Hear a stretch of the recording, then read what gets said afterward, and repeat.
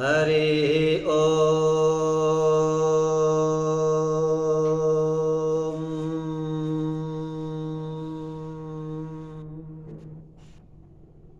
ओम अस्मद्गुरुभ्यो नमः। ओम अस्मत्परम गुरुभ्यो नमः। ओम अस्मत्सर्वगुरुभ्यो नमः।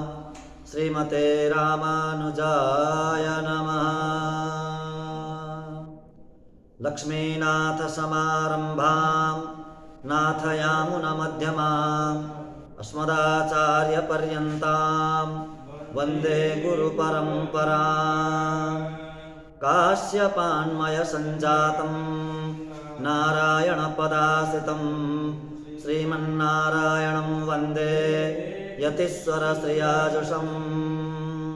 तस्मै रामानुजार्याय नमः परमयोगिने यश्रुतिस्मृतिसूत्राणाम् अन्तर्ज्वरमशीषमत्। वृन्दावनान्तर्गतं बलिनोऽनुजातं नीलर्षभावपशुमध्यगतं दिदृक्षो दृष्टस्त्वया किमिति या सखी जनं सा गोदा स्वयं रमयते त्विहरङ्गराजम्। गोदा विभूषणसुरम्यवराभिधानं वृन्दावनावनिनिधिं करुणैकतानम् अरचावतारनिचयेऽपि च यत्प्रधानं तदरङ्गदेशिकधनं शरणं शराणि तदरङ्गदेशिकधनं शरणं शराणि। ॐ सहना भवतु सहनौ भुनक्तु सह वीर्यं करवावहै तेजस्विनामधीतमस्तु मा विद्विषावहै। ॐ शान्ति शान्ति शान्तिः। हरिः ॐ।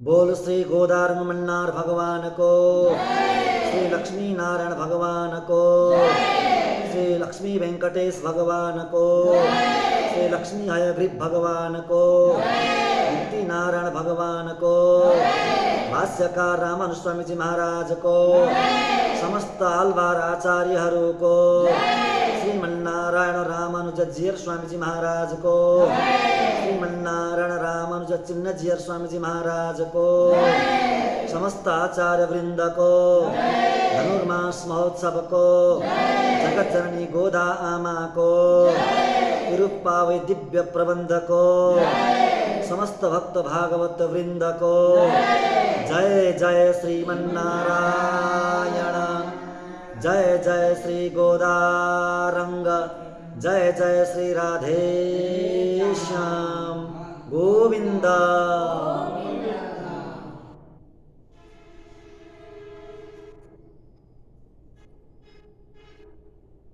अखिल हेय प्रत्यनीक कल्याणैकतान श्वेतर समस्त वस्तु विलक्षण ज्ञानंदैक स्वरूप असंख्येय कल्याण गुण गणौग महारणव सत्य काम सत्य संकल्प सर्वाधार जगदाधार ममाधार सृष्टि स्थिति प्रलयकर्ता भक्तवांछा कल्पतरु शरणागत वत्सल भक्त वत्सल परब्रह्म परमात्मा श्रीपति भगवान श्री लक्ष्मी नारायण श्री गोदारंगमन्नार का असीम अनुकंपाले हामी भगवानकै दिव्य सान्निध्यमा विराजमान भएर भगवानकै अत्यन्त रहस्यमय चर्चालाई श्रवण गर्दैछौँ।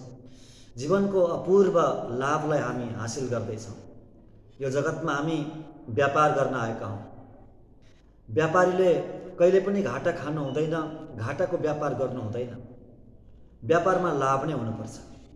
जगतमा व्यापार गर्न आएका हामी चेतनहरू हाम्रो लाभ के हो, घाटा के हो? हेर्नु, हामी जो अहिले गर्दैछौँ यो नै वास्तविक लाभ हो। हामी भगवत चर्चा श्रवण गर्छौँ, भगवत गुणानुवाद गर्छौँ अथवा भगवान सम्बन्धी कुनै न कुनै कार्य गर्छौँ भने त्यो नै वास्तवमा लाभ हो। त्यो नै आफ्नो सम्पत्ति हो, बाँकी सम्पत्ति होइन, बाँकी घाटै घाटा हो। अरू जति पनि कार्य गर्छौँ त्यो सबै घाटा हो।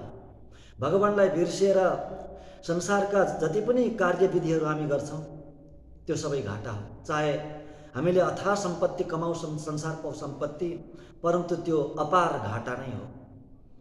भगवत गुणानुवाद, भगवत चरित्रको गान, भगवानका लीला कथाको श्रवण नै वास्तविक आफ्नो हो, त्यो नै लाभ हो।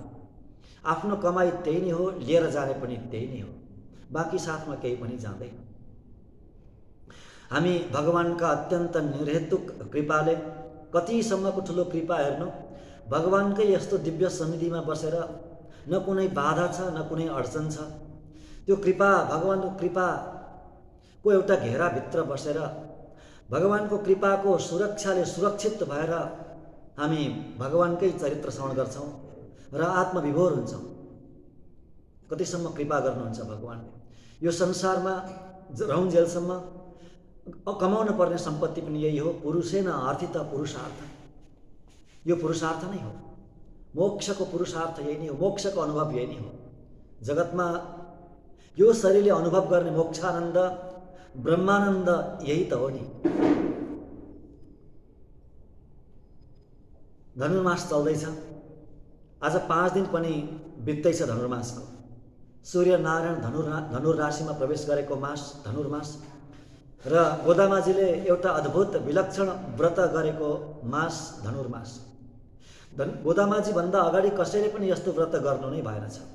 यति लामो व्रत, 1 महिनासम्म चल्ने व्रत, केवल नितान्त भगवानको व्रत, भगवानको भन्दा पनि अझै भागवतको व्रत, भागवतको अभिमत बन्ने व्रत, आचार्यको अभिमत बन्ने व्रत। कस्तो विलक्षण व्रत! यस्तो व्रत केवल गोदामाजीले मात्रै गर्नुभयो। अगाडि ऋषिमुनिहरूले ठुलो कृपा गरेर हामीलाई शास्त्र त दिनुभयो। अन्य आलवारहरूले पनि भगवानको खूब गुणगान गाउनुभयो, वेदलाई अवतार गराउनु भयो। आहा, दिव्यसुरीहरूले, दिव्यसुरी भनेको आलवारहरू, जम्मा 10 जना आलवार बन्नुभयो। सरयोगी, भूतयोगी, महदायोगी, भक्तिसार आलवार, विष्णुचित्त आलवार, षडकोप स्वामीजी लगायत परकाल आलवार पर्यन्त जम्मा 12 जना, 10 जना अरू 2 जनालाई मिलाएर 12 जना पनि मानिन्छ, आलवार बन्नुभयो, जसले भगवानको सुक्तिलाई गान गर्नुभयो। यति अद्भुत गान गर्नुभयो। ज्ञानी ऋषिमुनिहरूले दिएको शास्त्र, इतिहास, पुराण भन्दा पनि विलक्षण बन्यो त्यो शास्त्र, त्यो प्रबन्ध, सूरीहरूले गाएको, आलवारहरूले गाएको दिव्य प्रबन्ध। वेदले नै अवतार लिनुभयो, यानि त्यस्ता आलवार आउनुभयो जगतमा जसले के गर्नुभयो, वेदलाई अवतार गराउनुभयो, द्राविड भाषामा अवतार गराउनुभयो। त्यस्तो विलक्षण कार्य गर्नुभयो, गर्न त सबैले, परन्तु गोदा आमाले जुन कार्य गर्नुभयो, जुन एउटा व्रत गर्नुभयो, त्यो व्रत अरू कसैले गरेकै थिएन, गर्न सक्नुभएकै थिएन। भगवत प्राप्तिको लागि सबैभन्दा श्रेष्ठ व्रत, सबैभन्दा उत्कृष्ट व्रत गरेर देखाउनु भयो। पर चरमोपाय रूपी व्रत, आचार्य वैभव रूपी व्रत, आचार्यको शरणमा गएर कृतार्थ हुने व्रत। त्यस्तो व्रत परिपूर्ण रूपले देखाइदिनु भयो। हुन त अरू ग्रन्थहरूमा, अरू शास्त्रहरूमा, इतिहास पुराणहरूमा, वेदान्तहरूमा त्यो नै छ, परन्तु छिपेर बसेको छ, लुकेर रहेको छ त्यो तत्त्व, माने त्यो उपाय, चरमोपाय। आलवारहरूले पनि गान गर्नुभयो, परन्तु गोदामाजीले त्यो उपायलाई, त्यो मार्गलाई परिपूर्ण रूपले आफूले अनुष्ठान गरेर देखाउनु भयो, व्रत गरेर देखाउनु भयो। त्यसैले यो सर्वोत्कृष्ट व्रत। व्रत भनेको निर्णय हो नि, निर्णय गर्नुभयो, सङ्कल्प गर्नुभयो। हाम्रो सङ्कल्प के हो, हाम्रो निर्णय के हो? नारायण। हाम्रो निर्णय भनेको एउटै हुन्छ, त्यो हो नारायण। आचार्य, भागवत, त्योभन्दा दायाँ बायाँ वैष्णवको निर्णय हुनै सक्दैन। दायाँ बायाँ दृष्टि नै पर्दैन वैष्णवहरूको भगवानदेखि अतिरिक्त। भगवान भन्नाले तिनटै कुरा आउँछन् हेर्नु, भगवान, आचार्य अनि भागवत, तिनै कुरा आउनुहुन्छ। तिनै वस्तु मिलेर भगवान। कुनै एउटाको आश्रय लिएपछि तिनैको आश्रय स्वतः हुन्छ। आचार्यको शरणमा गइसकेपछि भगवानको शरणमा स्वतः, भगवानको स्वतः त्यो शरणागत आचार्यको सन्निधि। भागवतको अभिमत हुनु भनेको त दुईटैको अभिमत। हेर्नु कस्तो अन्योन्याश्रित सम्बन्ध छ भन्नु होला भने, भगवानको शरणमा जानु भनेको नै आचार्य र भागवतको शरणमा जानु हो। आचार्यको सन्निधिमा जानु भनेको नै भगवान र भागवतको अभिमत बन्नु हो। भागवतको सेवा गर्नु भनेको नै भगवान र आचार्यको सेवा गर्नु हो। कुनै एउटालाई पक्रिएपछि कमी नै बन्दैन, तिनै कुरा प्राप्त हुने त्यस्तो व्रत। यस्तो मार्ग यस्तो व्रत अन्यत्र कहीँ खोजेर पाइन्न। जुन मार्ग प्रशस्त गराउनु भगवानले, यो विशिष्टाद्वैत सिद्धान्त श्री वैष्णवको मार्ग रामानुज स्वामीजीले कलियुगमा प्रचार गर्नुभयो। यो मार्ग रामानुज स्वामीजीले बनाउनु भएको मार्ग होइन। रामानुज स्वामीजीले बनाउनु भएको मार्ग होइन। यो अनादि मार्ग हो, अनादि। यो सिद्धान्त विशिष्टाद्वैत सिद्धान्त, शरणागतिको सिद्धान्त, भक्ति र प्रेमको सिद्धान्त यो अनादिकालदेखिको हो, भगवानको मार्ग हो। कहिलेदेखिको? जहिलेदेखि भगवान हुनुहुन्छ तहिलेदेखिको मार्ग हो यो। भगवान त अनादि अनन्त हुनुहुन्छ, त्यसैले यो मार्ग पनि अनादि र अनन्तको मार्ग हो। परन्तु कलियुगमा रामानुज स्वामीजीले अवतार लिएर आएर, स्वयं शेषजीले अवतार लिएर आएर यो मार्गलाई, अत्यन्तै लुकेको मार्गलाई, गोपनीय रहेको मार्गलाई परिपूर्ण रूपले खोलिदिनु भयो, व्यापक गरिदिनु भयो, प्रचार गरिदिनु भयो र हामी कृतार्थ बन्यौँ आज। यो मार्ग, यही मार्ग गोदामाजीले पहिले नै 5000 वर्ष पहिले लगभग प्रकाशित गरिसक्नु भएको थियो। यसरी अत्यन्त गोपनीय थियो। आज आएर हेर्नु, रामानुज स्वामीजीको कृपाले कति व्यापक भयो, कति फराकिलो भयो यो मार्ग। गोदामाजी कति सुलभ बन्नुभयो सबैको लागि। आज गोदामाजीको काख जगतका चेतन रूपी बालकहरूको लागि कति सुलभ बन्यो। सबै अटाउनुहुन्छ गोदामाजीको कोख काखमा, सबै चेतनहरू, संसारका चेतनहरू, संसारका जुनसुकै समयका चेतनहरू, कालान्तरमा कति चेतन बन्नेछन्, ती सबै चेतनहरू गोदामाजीको काखमा अटाउनुहुन्छ। त्यस्तो सुलभ बनाइदिनु भयो रामानुज स्वामीजीले। आचार्यले त्यस्तो सुलभ बनाइदिनु भयो। त्यसैले त गोदामाजीले यो आचार्य परक यो ग्रन्थ बनाउनु भयो र हामीलाई कति सुलभ यो मार्ग बनाइदिनु भयो। मार्ग शीर्ष सबैभन्दा श्रेष्ठ मार्ग तिरुप्पावै। यो कतिसम्म उत्कृष्ट ग्रन्थ। रामानुज स्वामीजीले नित्य निरन्तर यो ग्रन्थको अनुसन्धान गर्नुहुन्थ्यो। हिँड्दा डुल्दा जतिखेर पनि भिक्षाटन गर्न जानुहुन्थ्यो। भिक्षाटन गर्न जाँदाखेरि यी पाशुरमहरू, तिरुप्पावैका यी पद्यहरू गुनगुनाउँदै गुनगुनाउँदै हिँड्नुहुन्थ्यो स्वामीजी भिक्षाटन गर्न। त्यसैले रामानुज स्वामीजीको एउटा नाम के छ? तिरुप्पावै जियर। त्यो नाम परेको थियो रामानुज स्वामीजीको, तिरुप्पावै जियर। जियर भनेको सन्यासीको नाम हो। तिरुप्पावै नित्य निरन्तर पाठ गर्ने हुनाले नाम नै तिरुप्पावै जियर। स्वयं शेषावतार, स्वयं शेषजीले नित्य निरन्तर कण्ठमा राख्ने ग्रन्थ कस्तो होला हामी आफै अनुमान लगाऊ। स्वयं जगतजननी लक्ष्मी आमाले प्रकट गर्नुभएको, हृदयबाट निकाल्नु भएको ग्रन्थ कस्तो होला केवल अनुमान गरौँ। भगवानको यो पाठ नगरिकन भगवानको आराधना पूरा हुँदैन। भगवत सन्निधिमा बिहान नित्य निरन्तर पाठ हुन्छ। दिव्य देशमा प्रत्येक मन्दिरमा पाठ हुन्छ, पाठ गर्नुपर्छ। प्रत्येक मन्दिरमा होइन, प्रत्येक घरमा पाठ गर्नुपर्छ। प्रत्येक व्यक्तिले पाठ गर्नुपर्छ। यो वैष्णवको लागि मात्रै होइन, यो ग्रन्थ समस्त आत्माको लागि हो। दक्षिण भारतमा केवल वैष्णवहरूले मात्र यसलाई स्वीकार्नुहुन्छ भन्ने कतै होइन।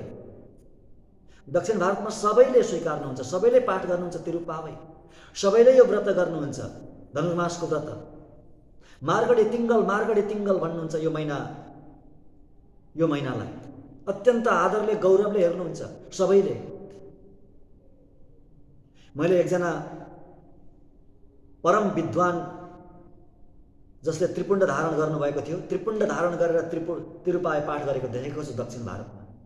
कस्तो दिव्य पाठ गर्नुभयो उहाँले। कति सुन्दर त्रिपुण्ड लगाउनु भएको छ। आफ्नो स्वरूपमा हुनुहुन्छ अनि तिरुप्पावै पाठ गर्नुहुन्छ। कस्तो कति आनन्द भयो। यो सबैको लागि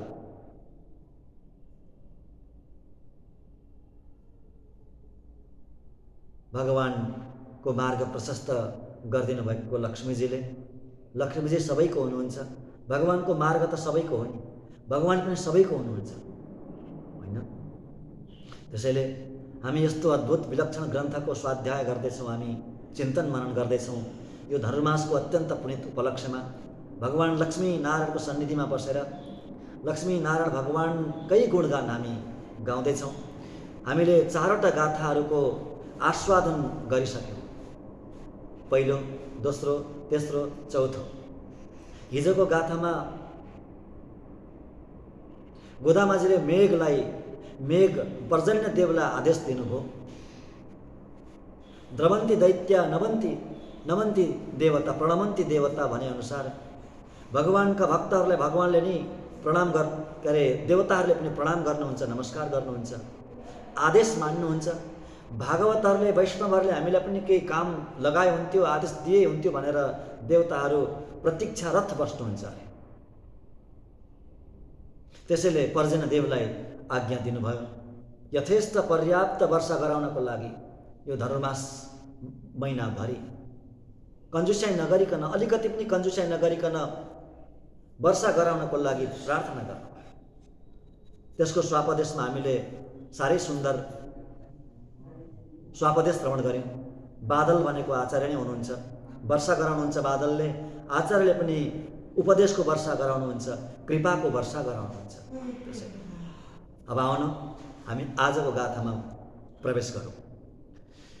नीलातुङ्गस्तनगिरितटे सुप्तमुद्बोध्य कृष्णं पारार्थ्यं स्वं श्रुतिशतशिरसिद्धमध्यापयन्ती स्वचेष्टायां स्रजिनिगलितं यावलात्कृत्य भुङ्क्ते गोदा तस्यै नम इदमिदं भूय एवास्तु भूय। मायनै मन्नुबड मधुरै मैन्दनै तूय पेरुनीर यमुनै तुरै मनै आयर कुडतिनिल तोन्रुमणि विडक्कै तायै कुडल विडक्कं सैद दामोदरनै तूयुमाय बन्दों तुमलर तोबि तोड़दो वायनाल पाड़ी मन तिन्नाल सिंधिक्क पोय पिडयं पुदरुबा निन्ननवं तीनिल तुसागुम सेप्पेलो रेम्बाबाई। गोदामाजीले हाम्रो लागि, समस्त चेतनहरूको लागि गाउनु भएको, भगवानको लागि र समस्त भागवतको लागि गाउनु भएको यो तिरुपाविक नामक प्रबन्धको पाँचौं गाथा। पाशुरम भनेको छन्दोबद्ध गाथा भन्ने अर्थ हुन्छ। छन्दमा लेखिएको, छन्दमा बाँधिएको गाथा, पद्य पद्यांश भन्ने अर्थ हुन्छ पाशुरम। पाँचौं गाथा। अब यो गाथामा के भन्नुभयो त? मायनै मन्नुबड मधुरै मैन्दनै।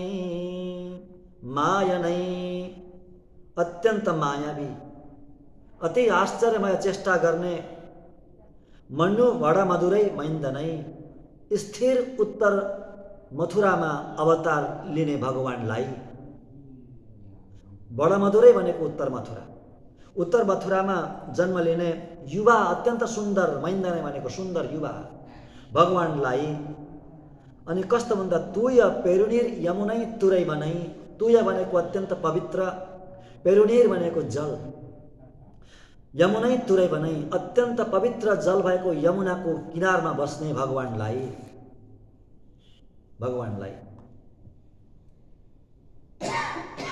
यमुना घट्ट, यमुनाको तीरमा बस्ने यमुना तीर बिहारी भगवानलाई। कस्तो भगवान भन्दा अझै बताउनुहुन्छ, आयर कुडतिल तन्रु मणि बिडक्कै। आयर कुडतिल भनेको गोप वंशमा, गोपकुलमा जन्मेर त्यो गोपकुलका दीपक भगवानलाई, दीपक स्वरूप दियो जस्तो अत्यन्त उज्जवल भगवानलाई। फेरि अर्को विशेषण, तायै कुडल बेडक्कम सैद दामोदरनै। ताई भनेको आमा, आमा यशोदा आमाको कोखलाई अथवा देवकीको भन्नु, देवकी अथवा देवकी र यशोदा दुवै भनौँ, दुवै आमाको त्यो कोखलाई, शरीरलाई अथवा पेटलाई प्रकाशित गरिदिने त्यस्ता भगवानलाई हामी के गर्नेछौँ? तुयोमाय बन्दो नाम तुमलर तोबि तोडुदो। अत्यन्त पवित्र भएर हामी पवित्र पुष्प चढाइदिनेछौँ त्यस्ता भगवानलाई। व्रतमा पवित्र पुष्प चढाइदिनेछौँ।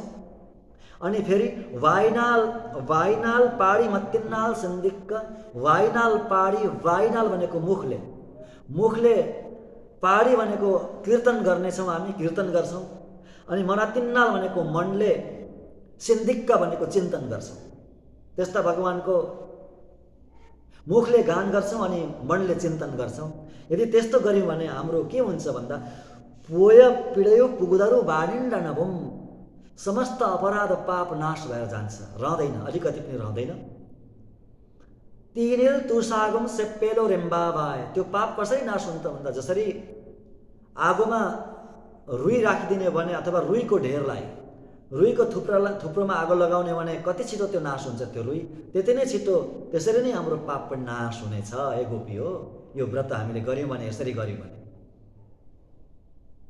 आजको गाथामा यति नै बताउनु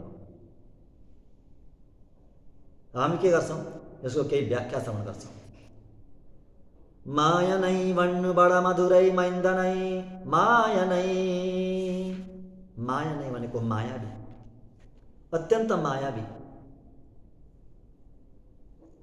मायावी कस्तोलाई भन्ने हेर्नु यो गाथामा नि ब्रजमा 3 प्रकारका गोपीहरू हुनुहुँदो रहेछ त्यस्तो अनुभव गर्नुभएको छ ज्ञानीहरूले व्याख्याकारहरूले ब्रजमा 3 प्रकारका गोपीहरू हुनुहुन्छ यो व्रत लिने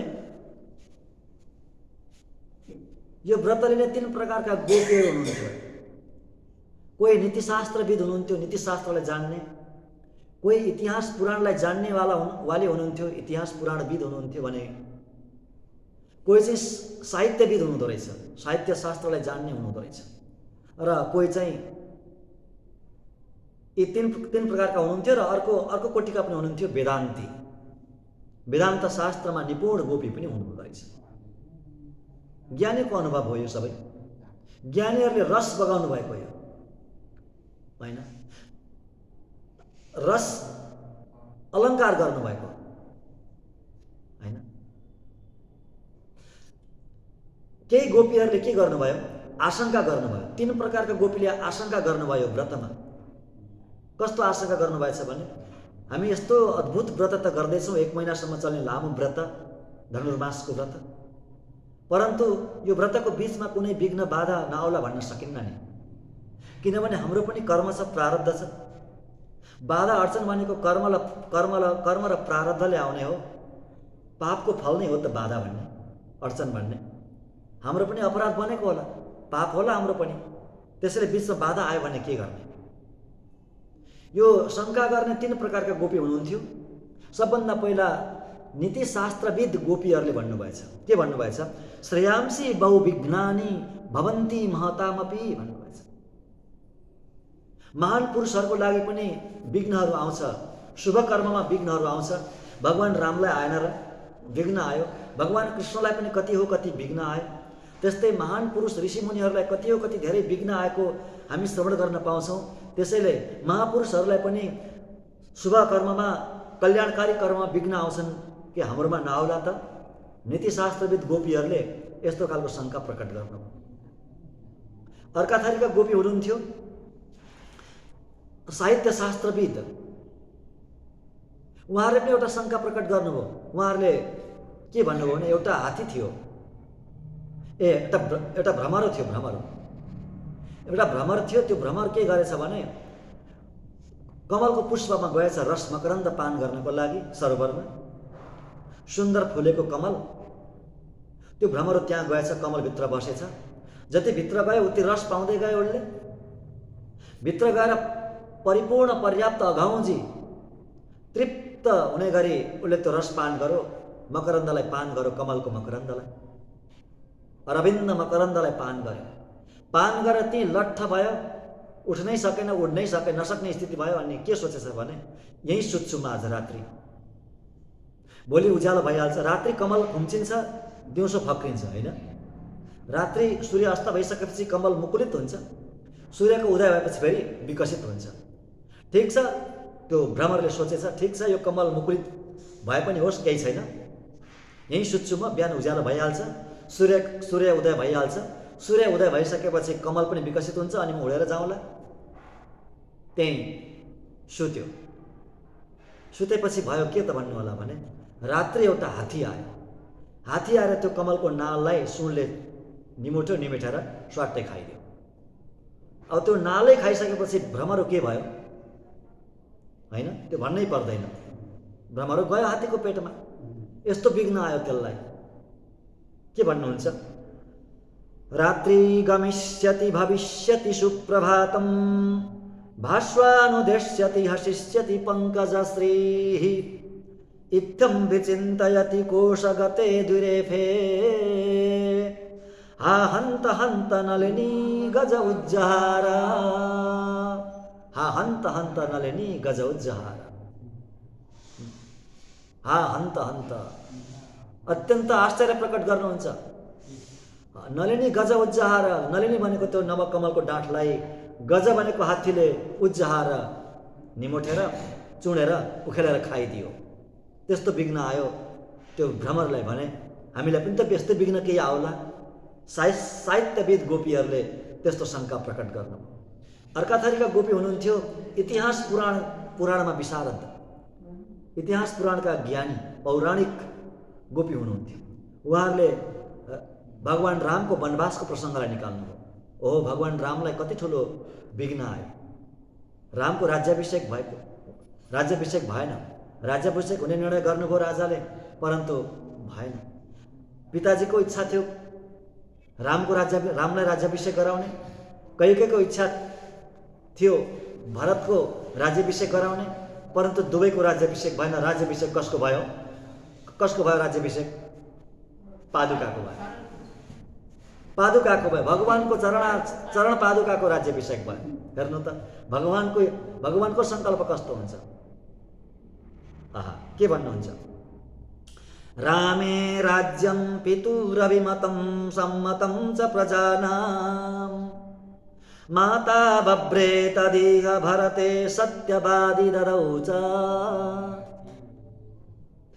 चिन्तातीतस्समजनति स तदा पादुकाग्र्याभिषेक। रामको राज्याभिषेक हुनु थियो, पिताले अभिमत गर्नुभयो, जनताले पनि अभिमत गर्नुभएको थियो। सबै जनताको अभिमत थियो। दशरथ महाराजले सभा बोलाउनु भयो, ठुलो सभा। देश विदेशबाट सबै प्राय राजाहरूले बोलाउनु भयो, नागरिकहरूलाई सबैलाई बोलाउनु भयो, प्राय प्रतिनिधिहरूलाई बोलाउनु भयो, प्रतिनिधिको रूपमा बोलाउनु भयो, सबैलाई बोलाउनु भयो। त्यो विशाल सभा थियो, धेरै ठुलो सभा थियो। त्यो सभामा दशरथ महाराजले प्रस्ताव राख्नुभयो, म भोलि नै मेरा पुत्र रामको, ज्येष्ठ पुत्र रामको म राज्याभिषेक गर्दैछु। हजुरको के अभिमत छ? हजुरको के सुझाव छ? यति सोध्नु भएको थियो। प्रजाबाट यस्तो एउटा आवाज आयो नि, त्यो आवाजले पृथ्वी कम्पायमान भएछ। त्यो पुरा इच्छा मोही महाबाहो रघुवीरम महाबलम भनेर। अहिले नै आज यतिखेर हामी रामलाई राजा भएको हेर्न चाहन्छौँ, हे महाराज छिटो गरिहाल्नुहोस् भनेर यसरी आवाज आएछ। त्यो आवाजले के भएछ? पृथ्वी हल्लिएछ, डगमगिएछ। मेदिनी कम्पयन निभ भनेर लेख्नुहुन्छ वाल्मीकिजी। मेदिनी कम्पयन निभ, पृथ्वी हल्लियो अरे, भूकम्प आयो। त्यस्तो अभिमत थियो प्रजाको पनि रामप्रति। परन्तु आमाले रोकिन्, कैकेयीले रोकिन्। भरतको राज्याभिषेकको आग्रह गरिन्। कसले? कैकेयीले। सत्यवादी हुनुहुन्थ्यो पिता, दिनुभयो, त्यो वचन दिनुभयो। कैकेयीले वचन दिनुभयो, परन्तु न त रामको राज्याभिषेक भयो, न त भरतको राज्याभिषेक भयो, न त दशरथको इच्छा पूरा भयो, न त कैकेयीको इच्छा भयो। इच्छा कसको पूरा भयो? रामको जे इच्छा थियो त्यही पूरा भयो। आफ्ना चरण पादुकाको अभिषेक गराउनु भयो भगवानले, आफू भन्न जानुभयो। त्यस्तो विघ्न आएको थियो भगवान रामलाई पनि। हामीलाई नआउला त, हाम्रो व्रतमा विघ्न नआउला त भनेर इतिहास पुराणविद गोपीहरूले सन्देह गर्नुहुन्छ, शङ्का गर्नुहुन्छ। तीन प्रकारका गोपीहरूले यसरी 3 प्रकारको सन्देह प्रकट गर्नुभयो। अब चौथो प्रकारका गोपी हुनुहुन्छ वेदान्त विशारद, वेदान्तलाई जान्ने गोपी हुनुहुन्छ। उहाँहरूले भन्नुभयो होइन, त्यस्तो हुँदैन। हाम्रो व्रत भनेको सामान्य व्रत होइन, कुनै पनि अनुष्ठान गर्नु पर्यो भने ब्रह्मोत्सव आदि, वैकुण्ठ उत्सव आदि, सुदर्शन अनुष्ठान आदि गर्नु पर्यो, विष्णु सहस्रनाम अनुष्ठान आदि गर्नु पर्यो, सप्ताहको अनुष्ठान, नवहाको अनुष्ठान गर्नु पर्यो भने सबभन्दा पहिला के गरिन्छ? विश्वक्सेन आराधना गरिन्छ। संसारीहरूले गणेश पूजा भन्छन्, विश्वक्सेन आराधना, विश्वक्सेनको पूजा हुन्छ। त्यो के को लागि? निर्विघ्नताको लागि हैन, निर्विघ्नतापूर्वक समाप्तिको लागि, त्यो अनुष्ठान सम्पन्नताको लागि विश्वक्सेनको आराधना हुन्छ। विश्वक्सेन भनेको नि भगवान हुनुहुन्छ। अब त्यो विश्वक्सेनको लागि चाहिँ फेरि के छ त? अर्को कुनै विश्वक्सेन पूजाको लागि पूजा पनि त केही विघ्न होला, त्यसको लागि अर्को केही छ भन्दा त्यस्तो छैन। विश्वक्सेन पूजाको लागि अर्को कुनै पूजा गर्नु पर्दैन, अर्को कुनै निर्विघ्नताको लागि अर्को कुनै अनुष्ठान गर्नु पर्दैन। विश्वक्सेनको आराधनाले के हुन्छ भन्दा त्यो आराधना, विश्वक्सेनको आराधनालाई पनि त्यो निर्विघ्नता हुन्छ र अगाडि गरिने कार्यको लागि पनि निर्विघ्नता हुन्छ, पाञ्चरात्र आगम अनुसार। त्यसैले हे गोपी हो, यो हाम्रो आराधना भनेको, यो हाम्रो व्रत भनेको स्वयं विश्वक्सेन भगवानकै व्रत हो, आराधना। विश्वक्सेन भगवान नै हुनुहुन्छ, भगवानकै नाम विश्वक्सेन हो। स्वयं प्रभु भगवान हुनुहुन्छ, भगवान नारायण, भगवान श्रीकृष्णको यो आराधना हो, यो व्रत हो। त्यसैले हाम्रो पापै रहँदैन नि, पाप समाप्त हुन्छ। पाप समाप्त भइसकेपछि विघ्न आउँछ कसरी? आउने विघ्न पापले हो। अनि त्यही भन्दै जानुहुन्छ माया नि। अब यहाँ भगवान, हामी कस्तो भगवानको हामी व्रत गर्दैछौँ, अनुष्ठान गर्दैछौँ? माया नै माया नै मायावी, माया नै भन्नु बडा मधुरै मैन्द नै। माया नै भनेको मायावी, माया गर्ने। अब यहाँ माया भन्नाले संसारी माया भन्ने होइन, अत्याश्चर्यमय चेष्टा, अति आश्चर्यमय चेष्टा गर्नेवाला भगवान। सङ्कल्पको नाम पनि के हो? माया हो। भगवानको सङ्कल्पलाई पनि माया भनिन्छ। प्रकृतिको नाम माया हो सामान्य अर्थमा हैन। भगवानको सङ्कल्पको नाम र भगवानको अति आश्चर्यमय चेष्टाको नाम पनि माया हो। अत्यन्त आश्चर्यमय चेष्टा गर्ने भगवान श्रीकृष्ण, मायावी श्रीकृष्णको हामी आराधना गर्दैछौँ, यो व्रत गर्दैछौँ। माया नै मन्नु बडा मधुरै मैन्द नै। हेर्नु कस्तो मायावी हुनुहुन्छ भगवान भन्नु होला भने, ओहो कस्तो मायावी भन्नु भगवान कृष्ण, वैकुण्ठनाथ भगवान, वैकुण्ठपति भगवान, अखिल कोटि ब्रह्माण्ड नायक भगवान ब्रजमा आएर के गर्नुहुन्छ? नवनीत खानुहुन्छ। त्यस्तो भगवान ब्रजमा आएर नाच्नुहुन्छ। एउटा नवनीतको गोलाको लागि, एउटा माखनको गोलाको लागि नाच्नुहुन्छ गोपीको अगाडि। त्यति मात्र होइन, गोपीहरूले कन्हैया नाच्दा म अलिकति मोही दिन्छु भन्दा त्यो मोही मष्ठाको लागि नाच्नुहुन्छ भगवान। कति मायावी, कस्तो चेष्टा गर्नुभयो, कति आश्चर्यमय चेष्टा गर्नुभयो भगवानले। आफ्ना पिताजीको खराउ बोकेर आउनुहुन्छ, जुत्ता चप्पल बोकेर आउनुहुन्छ, अखिल कोटि ब्रह्माण्ड नायक। कस्तो चेष्टा भगवानको, अति आश्चर्यमय चेष्टा। त्यति मात्र होइन, के गर्नुभएछ भने एकपल्ट एउटी गोपीले गोबर सोर्दै रहेछिन् ब्रजमा। सुन्नु होला, एउटी गोपीले गोबर सोर्दै रहेछिन्, गाईको गोबर। गोबरमा त्यो गोबर ढकियामा हालिन्, ठुलो टोकरी थियो, टोकरीमा हालिन्, उठाउन सकिन। भगवानलाई, कृष्णलाई बोलाउनु भएछ त्यो गोपीले। कन्हैयालाई बोलाइन्, भगवान आउनुभयो। मलाई अलिकति उठाइदिए त कन्हैया भनेछिन् गोपीले। यो ढाकी उठाइदिए त कन्हैया, मेरो शिरमा मैले उठाउन सकिनँ। भगवानले भन्नुभयो के दिन्छेस्? उठाइदिन्छु म, के दिन्छेस्? म माखन दिन्छु। ठिक छ, माखन त दिन्छु, परन्तु माखन त मैले ठिक छ लिन्छु, परन्तु मैले कतिपल्ट उठाउनुपर्छ? एकपल्ट मात्र कि अरू पनि उठाउनुपर्छ? ढाकी भन्दा अरू पनि उठाउनुपर्छ, धेरै ढाकी उठाइदिनुपर्छ मलाई। त्यसो भने त मलाई त्यो माखन पनि धेरै चाहिन्छ। कति माखन दिने? गोपीले भन्नुभयो जतिपल्ट ढाकी उठाइदिन्छौ त्यति गोलामा माखन दिन्छु।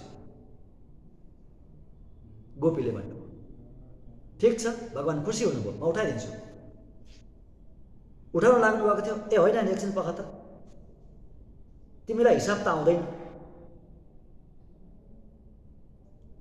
गोपी गवार, हिसाब त आउँदैन, त्यो कति ढाकी भयो भन्ने हिसाब कसरी राख्छ तिमीले भन त? गोपी अलमल्ल परिन्, कसरी राख्ने, साँच्चै हिसाब त आउँदैन। मलाई एउटा आइडिया सुझ्यो, एउटा तरिका मलाई आयो। एउटा जति ढाकी उठाइदिन्छौ त्यतिवटा गोबरको टीका तिम्रो मुखमा लगाइन्छु म, गालामा गोबरको, हुन्छ नि? ठिक छ, गोबरको टीका तिम्रो गालामा लगाइदिन्छु। ठिक छ।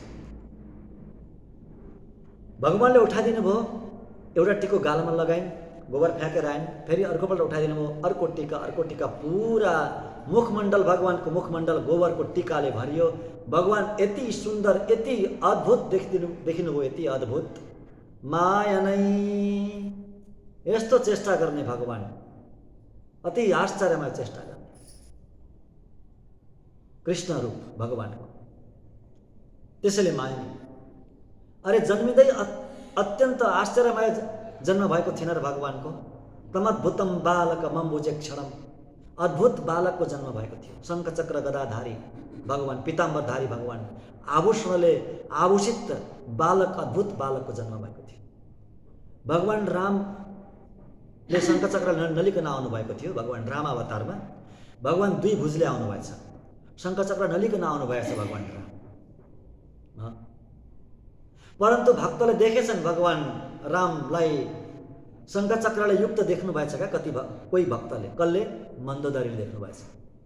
रावण मरिसकेपछि त्यो रावणको लासकै अगाडि मन्दोदरीले भन्नुहुन्छ, रावण, हे रावण, तपाईँले रामलाई चिन्नु भएन, मनुष्य ठानेर विद्रोह गर्नुभयो, विरोध गर्नुभयो।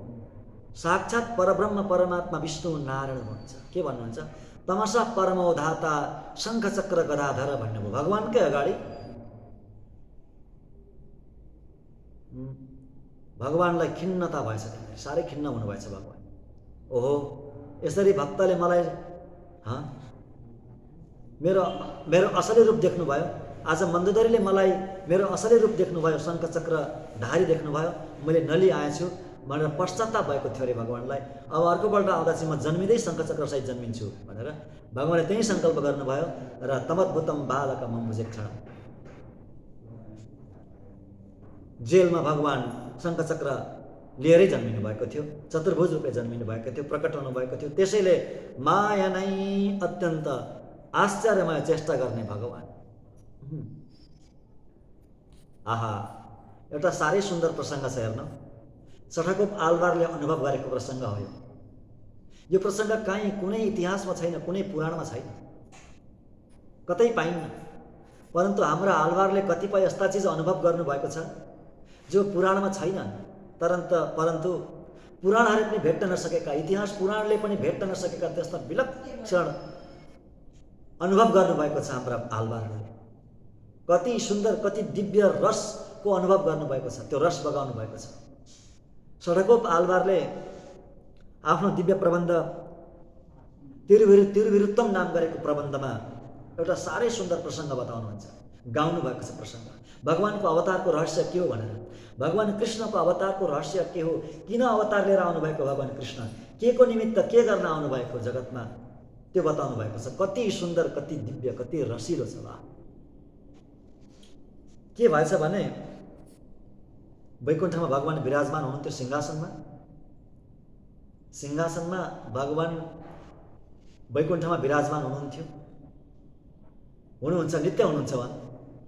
के भएछ भने नित्यसूरीहरूले त्यहाँ पनि नित्य आराधना गर्नुहुन्छ भगवान्को, त्यहाँका नित्य मुक्तहरूले भगवान्को नित्य आराधना गर्नुहुन्छ। त्यहाँ पनि दिव्य उपचारले आराधना हुन्छ है, धूप दीप नैवेद्य आदि सबै चिजले त्यहाँ आराधना हुन्छ। परन्तु त्यहाँका सबै उपचारहरू दिव्य हुन्छन्, यहाँ जस्तो होइन। उपचार गर्दै जानुभयो, उपचारले आराधना गर्दै जानुभयो भगवान्लाई। धूपको पालो आएछ, धूपम आग्रापयामी भनेर धूप देखाइदिनु भयो कि त्यो धूप त यस्तो यस्तो बढेछ त्यो धूपको धुवा, पुरा कुइरी मण्डल भयो त्यो धुवाको, केही देखिएन, भगवान पनि देखिनु भएन, कोही नित्यमुक्त पनि कोही पनि देखिनु भएन, त्यस्तो ढाकियो त्यो धूपको धुवाले। अब त्यो हट्न केही समय लाग्छ, अलिकति समय त लाग्छ, यद्यपि त्यहाँ समय हुँदैन, फेरि त्यो शङ्का गर्नु हुँदैन त्यहाँ समय हुन्छ भने, त्यो समय हुँदैन, त्यस्तो खालको यहाँको जस्तो समय हुँदैन। परन्तु त्यहाँ उपचारको क्रम त हुन्छ नि त, जहाँ पनि त्यो उपचारको क्रममा अब धूप गरिसकेपछि अनि मात्रै प्रत्यक्ष दीपम सन्दर्शयामी भन्नुपर्ने हुन्छ नि। त्यो अब त्यो धूप हटुन्जेलसम्ममा त अलिकति समय लाग्छ। अब भगवानले सोच्नु भएछ, अहो अब यो धूप हटेर दीपम सन्दर्शयामी भनेर त्यो दीपकको त्यो उपचार स्वीकार गर्नुभन्दा पहिले त्यो बिचमा म एउटा काम गरिहाल्छु भन्नुभएछ सर। त्यो सोच्नु भयो भगवानले, एउटा काम गरिहाल्छु भनेर धरतीमा गइहाल्छु भनेर त्यतिखेर अवतार लिएर आउनुभएछ भगवान पृथ्वीमा।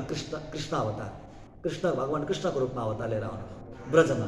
अनि आएर के गर्नुभयो, आएर नवनीत खानुभयो, नवनीत नीला गर्नुभयो, अनि नपिण्डे भनेको नीलासँग विवाह गर्नुभयो। सबै अवतारको सबै कार्य सकेर माथि धुवा हटिसक्दाखेरि जस्ता तस्तै गरेर बस्नुभएछ सिंहासनमा। अनि दीपम सन्दर्शयामी भनेर नित्यमुक्तले दीप देखाउनु भयो, थाहै भएन कसैलाई। यति सुन्दर एउटा यो प्रसङ्ग यो अनुभव गर्नुहुन्छ नम्माळवा षडकोपसुरी। अति आश्चर्यमय चेष्टा, माया नै मायावी भगवान। अब मन्नु बडा मधुरै मैन्दा नै, उत्तर मथुरा, स्थिर उत्तर मथुरा। मन्नु भनेको स्थिर उत्तर मथुरामा जन्म लिने भगवानलाई भन्नुहुँदैछ। स्थिर मथुरा किन भन्दा उत्तर मथुरा, यहाँ फेरि बडा मधुरै, दुईटा मथुरा छन् हेर्नु, तेन मधुरै र बडा मधुरै। तेन मधुरै भनेको दक्षिण मथुरा, अहिले मधुरै भन्छन् जसलाई, मधुरै। बडा मधुरै भनेको उत्तर मथुरा। यो बडा मधुरै साह्रै प्यारो लाग्छ आलवारहरूलाई, हाम्रा आलवारहरूलाई अति नै प्यारो लागेको थियो बडा मधुरै, उत्तर मथुरा।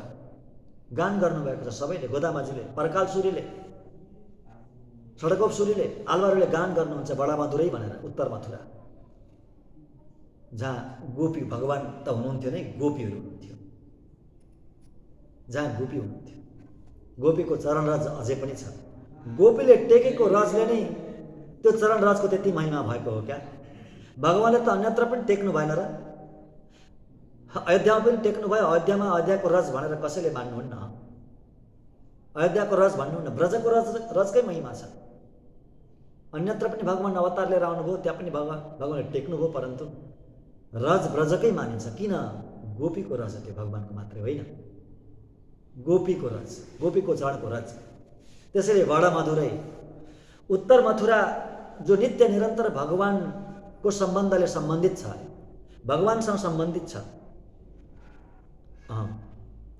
मथुरा नाम नगरी पुण्या पाप हरि शुभा, यस्यां जातो जगन्नाथ। जगन्नाथ भगवान जहाँ जन्मिनु भयो, मथुरा नामको नगरी, समस्त पापले हरण गर्नेवाला त्यो नगरी हो, भगवानसँग सम्बन्धित त्यो नगरी हो। किनभने वामन अवतारमा वामन भगवानले पनि त्यहीँ तपस्या गर्नुभएको थियो, जसलाई सिद्धाश्रम भनिन्छ। पछि गएर शत्रुघ्नले पनि त्यहीँ राज्य गर्नुभयो धेरै वर्षसम्म, त्यहाँ बसेर भगवानको रामको आराधना गर्नुभयो, रामको आज्ञाले पालन गरेर। अनि ध्रुवजीले त्यहीँ तपस्या गर्नुभयो, ध्रुवलाई कृपा गर्न भगवान त्यहीँ आउनुभयो। त्यसैले भगवानसँग सम्बन्धित यो क्षेत्र हो बडा मधुरै। त्यसैले हाम्रा आलवारहरूलाई पनि अत्यन्त प्रिय लाग्यो त्यो स्थान, त्यो मथुरा, उत्तर मथुरा, बडा मधुरै मैन्दा नै। त्यस्तो बडा मधुरै उत्तर मथुरामा जन्म लिने अत्यन्त सुन्दर, अति नै सुन्दर युवा भगवान कृष्णको हामी गान गर्छौँ भन्नुहुँदैछ। अब यमुनै तुरै बनाई, अब यहाँ तुय पेरुनीर यमुनै तुरै बनाई, तुरै बनाई। ओहो, तुय पेरुनीर भनेको, तुय भनेको अत्यन्त पवित्र, पेरुनीर जल, पवित्र जल बग्ने यमुनाको किनारमा बस्ने यमुना तटविहारी भगवान कृष्णको हामी गान गर्छौँ भनेर भन्नुहुँदैछ। त्यस्ता भगवानको हामी आराधना गर्छौँ, पुष्प चढाउँछौँ भन्नुहुँदैछ। अब यहाँ हेर्नु भगवानका विशेषण कति सुन्दर छन्। यमुनाको तीरमा बस्ने, त्योभन्दा पहिला यमुनाको विशेषण बताउनुहुन्छ, शुद्ध जल भएकी यमुना। यमुनाको शुद्धता भनेको के हो? एउटा अर्थ त भगवानले स्नान गर्नुभएको त्यहाँ, भगवानले त्यहाँ नित्य निरन्तर अवगान गर्नुहुन्थ्यो। ओहो, यमुनाको तीरमा भगवान ब्रजमा आउनुभयो, सरयुको तीरमा भगवान राम आउनुभयो, परन्तु भगवान रामले सरयुमा विहार गरेको प्रसङ्ग कहीँ पनि छैन। सरयुमा विहार गरेको, स्नान गरेको त्यस्तो प्रसङ्गै छैन रामायणमा। परन्तु भगवान कृष्णले यमुनामा नित्य निरन्तर विहार गरेको प्रसङ्ग सबै पुराणमा उल्लेख छ, सबै पुराणले गान गर्नुभएको छ। ज्ञानीहरूले त यतिसम्म बताउनुहुन्छ कि भगवानको नैमित्तिक स्थान घरमा हुन्थ्यो अरे। ओहो, नैमित्तिक स्थान मात्रै घरमा आउने, नित्य स्नान कहाँ? यमुनामा भगवानको कृष्णको। कहिलेकाहीँ पर्वमा मात्रै यशोदाले घरमा स्नान गराइदिनुहुन्थ्यो। स्नान गर्दाखेरि भगवानले त्यहाँ कुल्ला पनि गर्नुहुन्थ्यो। त्यसैले यमुना भगवानको अधरामृत, गङ्गा भगवानको चरणामृत हो भने यमुना भगवानको अधरामृत हो। बुझ्नुभयो? त्यसैले पवित्र एउटा अर्थ, त्योभन्दा गम्भीर अर्थै छ, अर्थ अर्कै छ। यमुनाजीको नदी पवित्र हुनुको गम्भीर अर्थ अर्कै छ। के हो? भगवानको कैङ्कर्य गर्नु। यमुनाले भगवानको कैङ्कर्य गर्नुभयो। हेर्नु, गोदावरी नदी सीतालाई रावणले हरण गरेर लग्यो। गोदावरीको नदीको आसपासबाटै, किनारबाटै लगेको रावणले सीतालाई हरण गर्दाखेरि गोदावरी नदीको किनारबाटै लगेको। हरण गरेर लाँदाखेरि सीताले भन्नुभएको थियो नदीलाई, गोदावरीलाई, ए गोदावरी, मलाई यसरी राक्षसले लिएर गयो, हरण गरेर लग्यो, मेरा पति राम खोज्दै आउनु होला, मलाई खोज्दै आउनुहुनेछ, मेरो यो स्थिति बताइदिनु, उहाँलाई खबर दिनु है, मलाई यसरी लग्यो भनेर, हरण गरेर लग्यो भनेर। हंस कारण्डवाकर्णा वन्दे गोदावरीं नदीं क्षिप्रं रामाय संसत्वं सीतां हरति रावण भन्नुभएको थियो। शीघ्र बताइदिनु रावणले सीतालाई हरण गर्यो भनेर। पछि रावण भगवान आउनुहुन्छ, सोध्दै सोध्दै आउनुहुन्छ, सबैलाई सोध्नुहुन्छ र गोदावरीलाई पनि सोध्नुहुन्छ। भन्नुहुन्न गोदावरी, मेरी सीतालाई देख्यौ, कहाँ गइन् मेरी सीता भनेर सोध्नुहुन्छ भगवानले गोदावरी नदीलाई। बताउनुहुन्न, गोदावरीले बताउँदिनन्। किन? डरले, रावणको डरले। रावण धेरै टाढा पुगिसकेको छ, सायद लङ्का पुगिसकेको छ, धेरै धेरै टाढा, फेरि पनि डरले बताउँदिनन्। भगवानको वाणीले मात्रै पनि कैङ्कर्य गरिनन् गोदावरीले। त्यसैले गोदावरीको नदी अपवित्र अरे। कतिपय रसिक भक्तहरू गोदावरीमा स्नानै गर्नुहुन्न, गोदावरीको पानी पनि पिउनुहुन्न। राम भक्त, त्यस्ता राम भक्त, सीता राम भक्त रसिक जो हुनुहुन्छ, त्यो भाव विभोरमा डुबेर त्यस्तो त्यहाँ भाव प्रकट गर्नुहुन्छ, पिउनुहुन्न पानी, स्नान पनि गर्नुहुन्न गोदावरीमा। त्यसको ठिक विपरीत यता यमुनालाई हेर्नु त। जब भगवान गोकुल जानुभयो नि, जब वसुदेवजीले गोकुल लिएर जानुभयो भगवानलाई, भगवानको आज्ञाले, विशाल बाढी आएको थियो श्रावणको महिनामा यमुनाजीमा। पारिपट्टि लानु छ, कसरी लाने? न नाउ छ, न ढुङ्गा छ, न कुनै जहाज छ त्यहाँ। यमुना नदीले बाटो दिनुभयो, वसुदेवलाई बाटो दिनुभयो सजिलै। घोडासम्म मात्रै बन्दिनु भयो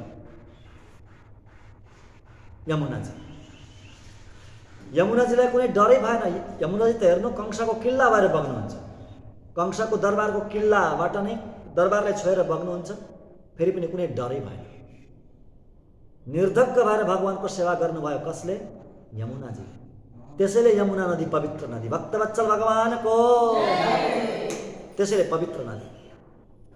यमुनै तुरै बनै त्यस्तो पवित्र नदीको किनारमा बस्ने भगवान यमुना तट बिहारी भगवान कृष्णलाई हामी के गर्छौँ? गएर पुष्प अर्पण गर्छौँ, मुखले गाउँछौँ, मनले चिन्तन गर्छौँ। अनि अर्को विशेषण भगवानको आयर कुडतिनिल तन्डु मणि बिडक्कै। आयर कुडतिल भनेको गोपकुल। गोपकुलमा प्रकट भएर गोपकुलमा जन्मेर त्यो कुलका दीपक, कुललाई प्रकाशित गर्ने दीपक भगवानको हामी गान गर्छौँ।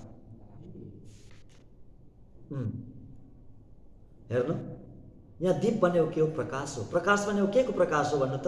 गुणको प्रकाश, भगवानका कल्याण गुणहरूको प्रकाश। वैकुण्ठमा भगवानको प्रकाश हुँदैन, भगवानका गुणहरूको प्रकाश हुँदैन वैकुण्ठमा। दया, क्षमा, सौशील्य, वात्सल्य आदि गुणहरू त्यहाँ प्रकाशित हुँदैनन्। किनभने वैकुण्ठमा कोही पनि दयनीय हुँदैनन्, कोही पनि दीन हुँदैनन्, दुखी हुँदैनन्, कसलाई दया गर्ने त्यहाँ कोही नीच छैन। त्यसैले त्यहाँ के को सौशील्यता देखाउने ती गुण त्यहाँ प्रकाशित हुँदैन। प्रकाशको महत्त्व अँध्यारोमा हुन्छ कि उज्यालोमा हुन्छ? प्रकाशको महत्त्व अँध्यारोमा हुन्छ। त्यसैले यो गोपकुल, यो नितान्त अज्ञानी कुलमा आएर हामी अज्ञानी कुलमा आएर हे गोपी हो, आफ्नो गुणलाई प्रकाशित गर्ने भगवान श्रीकृष्णको हामी गान गर्नेछौँ, पुष्प चढाउनेछौँ, मनले चिन्तन गर्नेछौँ।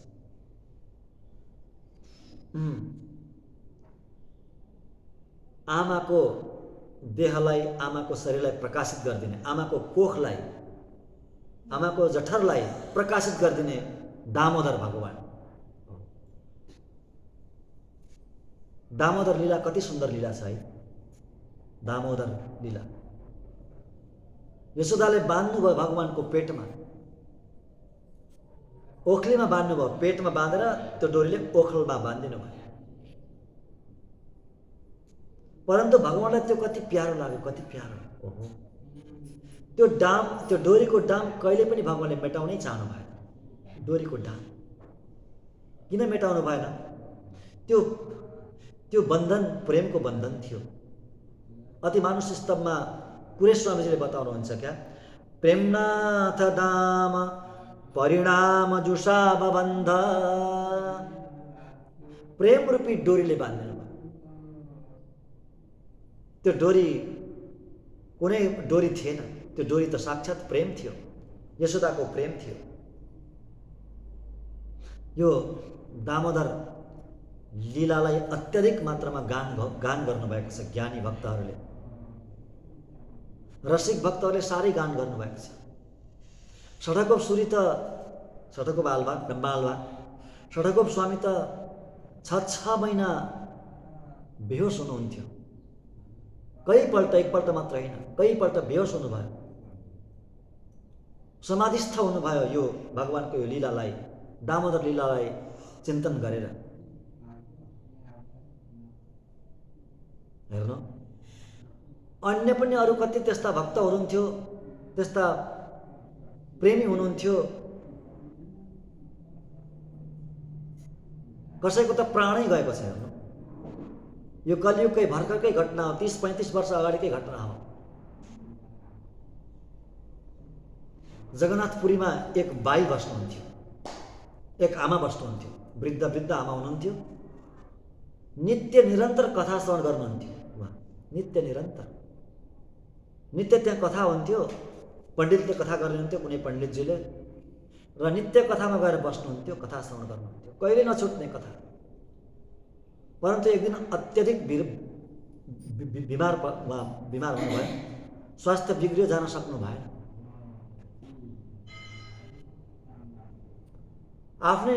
आफूसँग बस्ने कोही सखी थिइन् एउटी, उहाँ पनि जानुहुन्थ्यो, उहाँ जानुभयो। ती बाई जान सक्नु भएन, सुत्नु भएको थियो। ती अर्कै गएर कथा सुन्नुभयो, सुनेर आउनुभयो। सोध्नुहुन्छ, ती साथीलाई कथामा आज के प्रसङ्ग आयो, पण्डितजीले के कथा गर्नुभयो आज, तिमी नै सुधाऊ, म जान सकिनँ। ती सखीले भगवानको यो दामोदर लीला श्रवण गराउनुहुन्छ। पण्डितजीले भनेको कथा दामोदर लीला। यशोदाले भगवानलाई एक ओखलमा बाँधिदिनु भयो, यो प्रसङ्ग सुनाउनुहुन्छ, कथाको प्रसङ्ग। सुन्ने बित्तिकै ती बाई, अरे मैया तिमीले मेरो लालालाई बाँधिदेऊ नि, साँच्चै तिमीले मेरो लालालाई बाँधिदेऊ नि, बाँधिदेऊ नि भन्दै भन्दै समाप्त। सरी छुट्यो, त्यति नै खेर सरी छुट्यो। यो दामोदर लीला भनेको विचित्र लीला। भक्तहरूले के भन्नुहुन्छ भने ज्ञानीहरूले भगवानलाई पनि भन्नु छलोक्ति प्रहार गर्नुहुन्छ।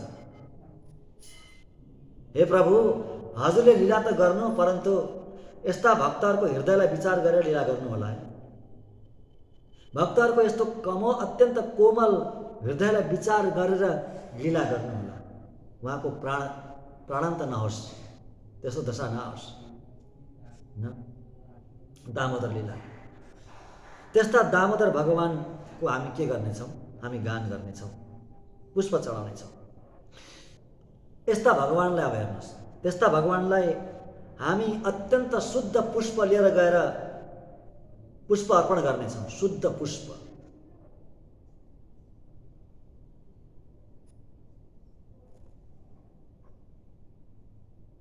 हामी शुद्ध भएर भन्नुहुन्छ पहिला, हामी अत्यन्त शुद्ध भएर शुद्ध पुष्प लगेर भगवानलाई अर्पण गर्नेछौँ। शुद्ध हुनु भनेको के हो? शरीरको शुद्धि, त्यो खास शुद्धि होइन। यहाँ शरीरको शुद्धिलाई भनेको नै होइन। शरीरको शुद्धि खास शुद्धि होइन। खास शुद्धि के हो? खास पवित्रता के हो? हेर्नु, भगवानदेखि अतिरिक्त, भगवान र भगवानका वस्तुदेखि अतिरिक्त अन्य कुनै पनि चिजमा भोग्यता बुद्धि नहुनु नै परम पवित्रता हो। बुझ्नुभयो नि? भगवानदेखि अतिरिक्त अन्य कुनै पनि वस्तुमा भोग्यता बुद्धि नहुनु, त्यो नै पवित्रता हो। गोपीमा त्यही नै त थियो। त्यस्ता गोपी हामी, त्यस्ता पवित्र हामी पवित्र छौँ। यस्ता पवित्र हामी पवित्र पुष्प लगेर भगवानलाई अर्पण गर्नेछौँ। त्यो पुष्प, पवित्र पुष्प भनेको कस्तो हो? पुष्प लगेर एउटा चढाउने भगवानलाई, एउटा पुष्प चढाएर माग्नलाई कमसेकम 50-60वटा चिज माग्ने भगवानसँग, त्यो शुद्ध पुष्प होइन। त्यसलाई शुद्ध पुष्प भनिँदैन। अशुद्ध पुष्प लगेर चढाइयो, त्यस्तो भावना यदि राख्यो भने भगवानसँग,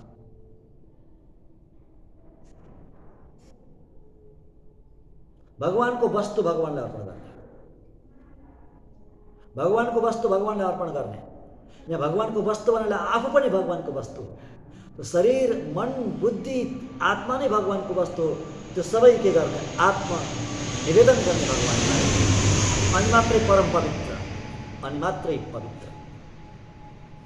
त्यस्ता पवित्र भएर हामी पवित्र पुष्प लिएर भगवानलाई हामीले के गर्नेछौँ? अर्पण गर्नेछौँ।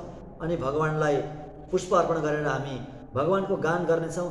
त्यस्तो हामीले गऱ्यौँ भने हाम्रो अपराध रहँदैन। अपराध रहँदैन, अपराध नाश हुन्छ। अपराध नाश भइसकेपछि कुनै बाधा अडचन आउनेवाला छैन।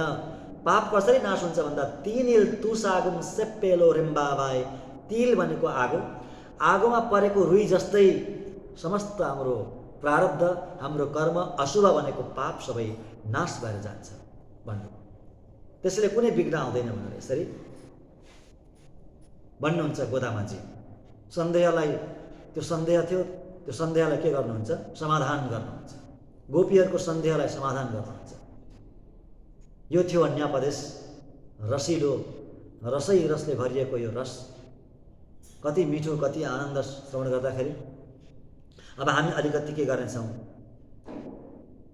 स्वापदेश श्रवण गर्नेछौँ। अहिले हामीले अन्यापदेश श्रवण गऱ्यौँ। स्वापदेश।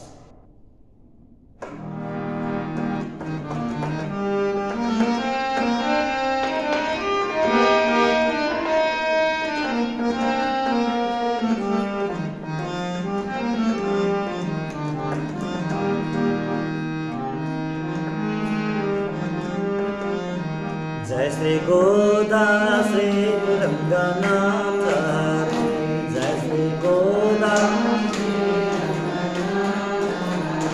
जय श्री गोदा श्री रंगनाथ हरे, जय श्री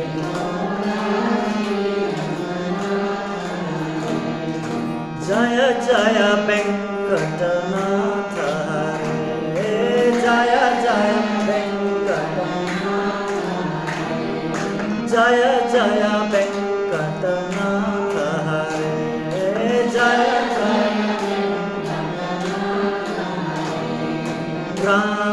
रामानुजयति राज हरे,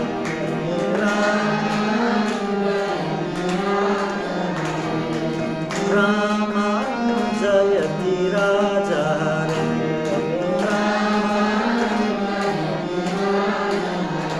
जय श्री गोदा श्री रंगनाथ हरे, जय श्री गोदा,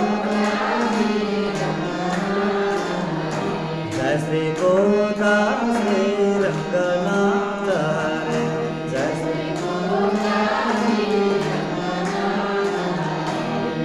जय जय वेंकटनाथ हरे,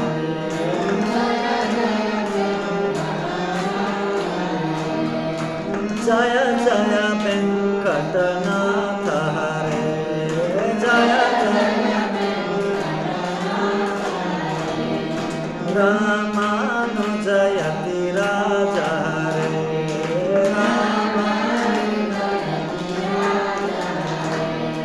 रामानुजयति राज हरे,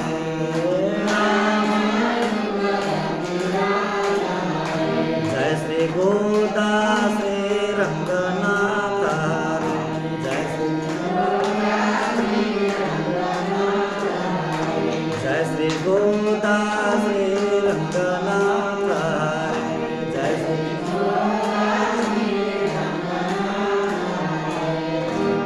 गोदा रंगमन्नार भगवान को।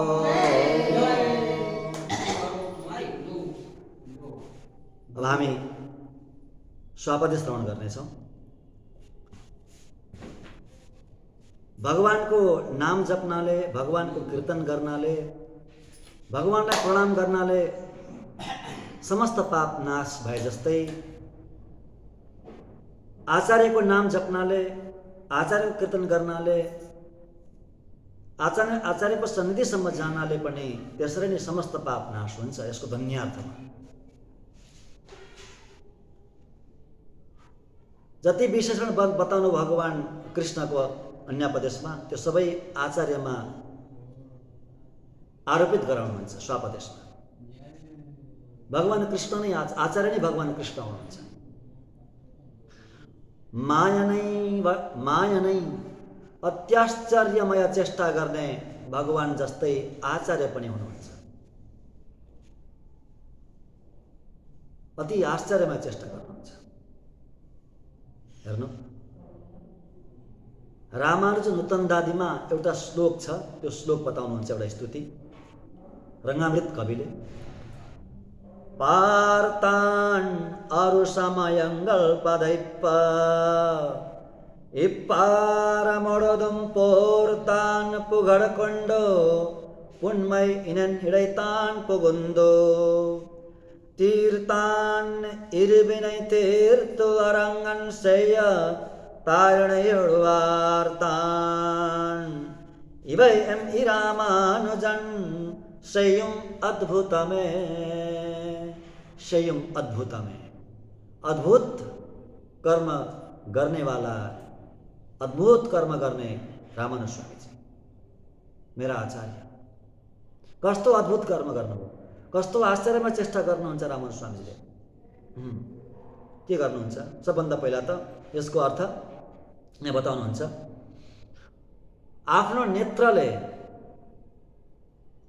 नेत्रले दृष्टिले मात्रै षड्शास्त्रलाई शिथिल बनाइदिनु भयो। षड्शास्त्र 6 प्रकारका सबै शास्त्रलाई पान गरिदिनु भयो। हेरेर पढ्नु पर्दैन, पढेर होइन, पढ्नु नै पर्दैन थियो।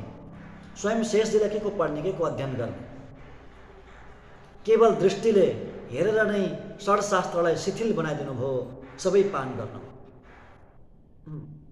सारा पृथ्वीलाई आफ्नो यशले नापिदिनु रामन स्वामीजीले। अनि मेरो हृदयभित्र पसेर समस्त पापलाई नाश गरिदिनु भयो, धोइदिनु भयो। त्यति मात्रै होइन, रङ्गनाथ भगवानको चरणारविन्दमा मेरो शिरलाई पनि जोडिदिनु भयो। त्यस्तो आश्चर्यमा चेष्टा गर्नुहुन्छ रामन स्वामीजी, माने आचार्यले। नितान्त अनादिकालदेखि संसारमा रहेको एउटा ढुङ्गोलाई, एउटा फलामको टुक्रोलाई सुन बनाए जस्तो, एउटा पत्थरलाई सुन बनाए जस्तै नितान्त संसारमा रहेको यो चेतनलाई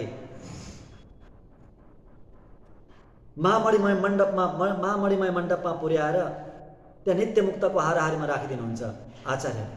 त्यो सामान्य कार्य होइन, अत्याश्चर्यमय चेष्टा नै हो, माया नै, माया नै।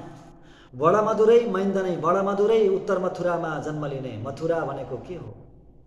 भगवान वैकुण्ठ छोडेर मथुरामा आउनुभयो। वैकुण्ठ लोक छोडेर पहिला क्षीरसागरमा आउनुभयो, त्यहाँबाट फेरि मथुरामा आउनुभयो। एष नारायण श्रीमान क्षीराणव निकेतन नागपर्यङ्कमुत्सृज्य ह्यागतो मथुरापुरी भनेर बताएअनुसार शेष साई नारायण नै मथुरामा अवतार लिएर आएको हो। त्यस्तै आचार्य पनि वैकुण्ठबाट नै आउनुभएको हो, नित्य मुक्तको त्यो गोष्ठीबाट नै आउनुभएको हो। त्यो गोष्ठीलाई छोडेर, वैकुण्ठलाई छोडेर यो मथुरा भनेको सारा संसार, यो संसार रूपी मथुरामा आउनुहुन्छ भगवान आचार्य रूपी भगवान। अनि यमुनै तुरै भनेको छ यमुना घट्ट बिहारी, यमुना तट बिहारी कृष्ण भनेको पनि आचार्य नै हुनुहुन्छ। कसरी? हेर्नु, आलवार आचार्यहरू नदीको तीरमा नै प्रकट हुनुभयो, नदीको तीरमा नै अवतार लिनुभयो। भागवतमा आउँछ एकादश स्कन्धमा, कलौ खलौ भविष्यन्ति नारायण परायणः ताम्रपर्णी यदि ताम्रपर्णी नदी यत्र कृतमाला पयस्विनी कावेरी च महापुण्या प्रतीचि च महानदी। यसरी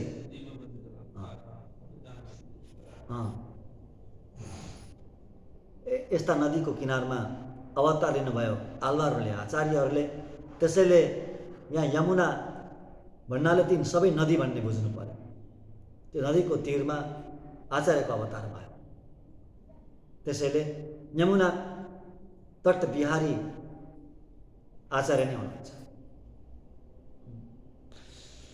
आएर कुलतिनिल तन्ड्रु मिड बेडक्कै। अब गोपकुलमा जन्मिने, गोपकुलका दीपक। गोपकुल भनेको अज्ञानीहरूको कुल, अज्ञानीहरूको, अशिक्षितहरूको कुल, संसारी, सबै संसारी। हामी सबै गोपकुलका हौँ, नितान्त संसारी अज्ञानी। त्यस्तो गोपकुलमा, त्यस्तो कुलमा आचार्यको अवतार हुन्छ, आचार्य आउनुहुन्छ त्यस्तो कुलमा। हामी संसारीको बीचमा नै आउनुहुन्छ आचार्य। संसारी जस्तै बनेर आउँछ, हामी जस्तै बनेर आउनुहुन्छ। भगवान गोप जस्तै बनेर आउनुभएको थियो, आचार्य पनि हामी जस्तै, मनुष्य जस्तै बनेर आउनुहुन्छ।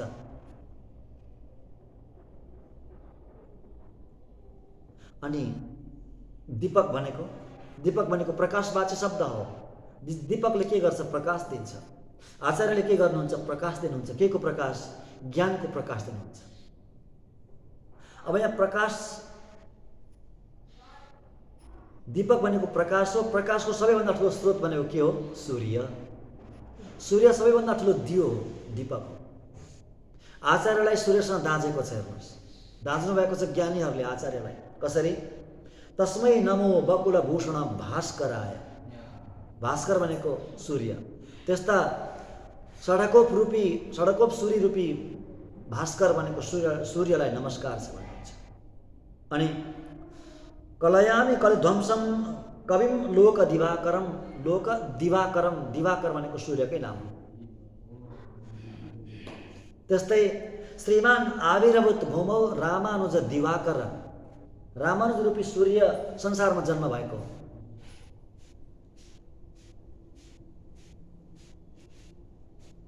त्यसैले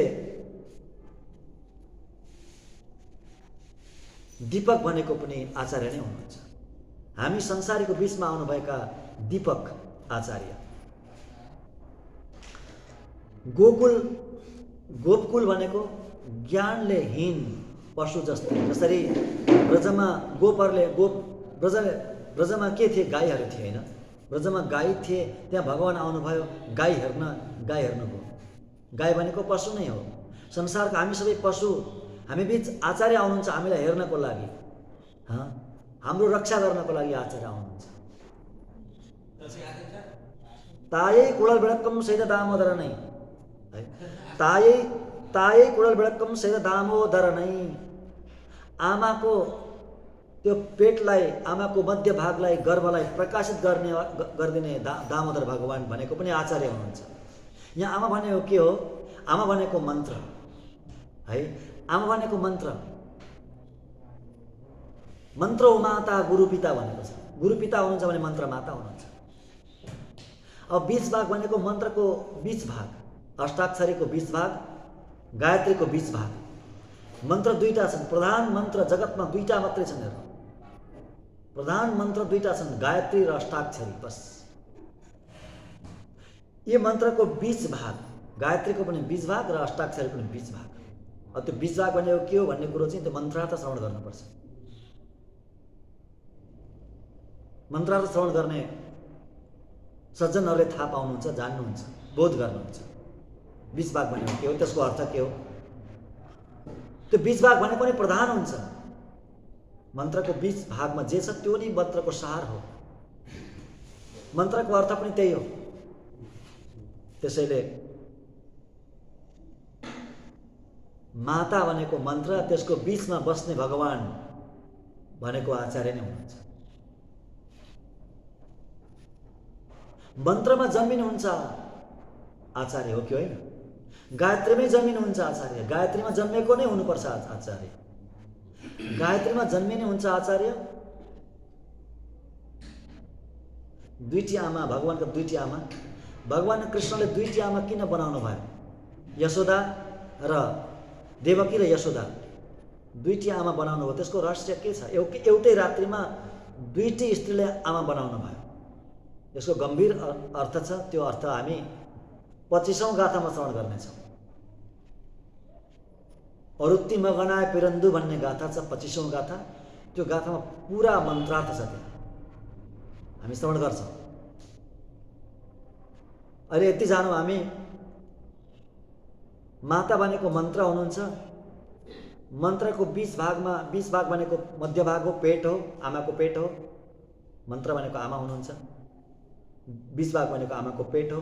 त्यसलाई प्रकाशित गरिदिने आचार्य नै हुनुहुन्छ। मन्त्रार्थ बताएर प्रकाशित गरिदिने त हो। मन्त्रको अर्थ बताएर बीच भाग बताएर त्यो प्रकाशित गरिदिनुहुन्छ। मन्त्रको बीच भागलाई, आमाको कोखलाई, पेटलाई। त्यसैले भगवान आमा नै हुनुहुन्छ।